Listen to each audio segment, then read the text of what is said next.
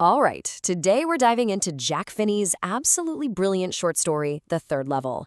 It's one of those tales that just masterfully blurs the line between a simple desire to get away from it all and a reality that might just be far stranger and more reachable than we could ever imagine.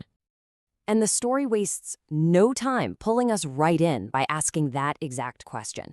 It's all about that one strange, unexplainable moment that makes you question everything, even when everyone around you is saying, no way, that couldn't have happened.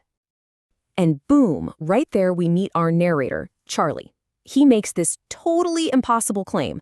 All the authorities, all the official timetables, all of reality itself says there are only 2 levels at Grand Central Station. But Charley, he knows better. Why? Because he says he's been there. And that's the core conflict right there. His personal lived experience versus cold, hard, documented fact. So how in the world do we explain this? Well, the story immediately gives us a very logical, very modern explanation for Charley's seemingly impossible journey. Now, what's so interesting about Charley is that he isn't some kind of thrill seeker. He's just an ordinary guy, 31 years old, wearing a tan gabardine suit. Get this. He's not trying to escape his life. He's literally just trying to get home to his wife, Louisa. And that's what makes his experience so much more jarring. So Charley does what seems like the obvious step. He goes and talks to his psychiatrist friend, Sam. And Sam has this perfect, neat little box to put the whole experience in. He calls it a waking dream wish fulfillment.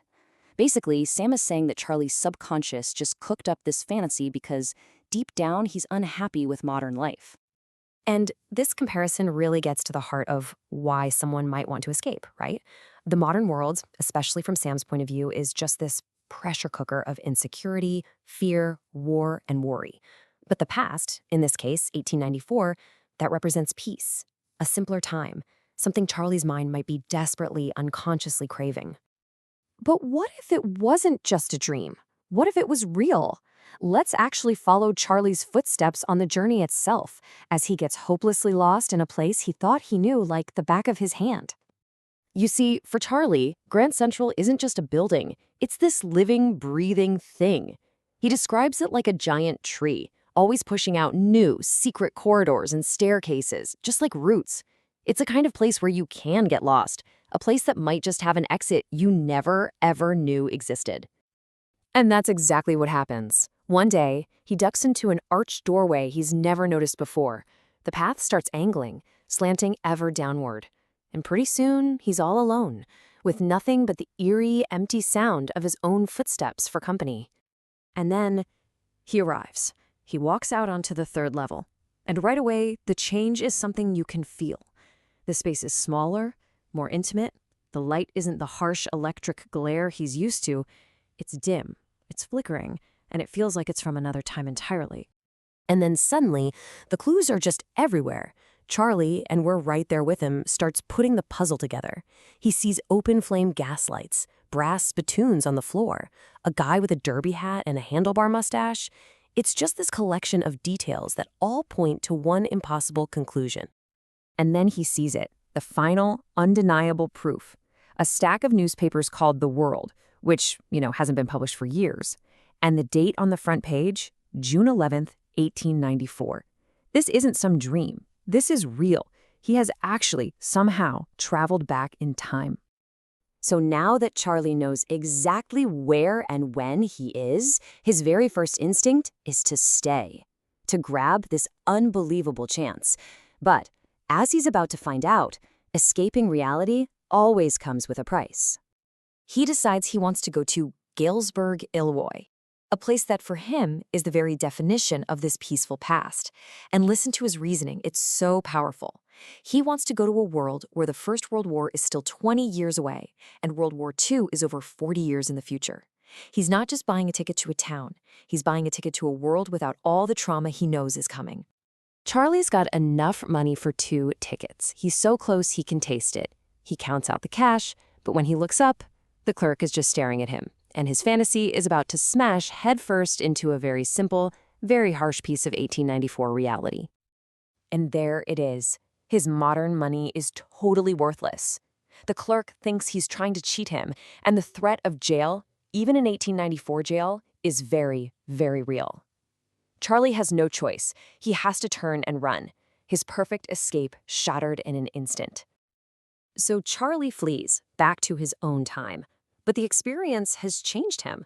The third level isn't just a fantasy anymore. It's a real place, a destination he is now absolutely determined to get back to. He does the logical thing, right?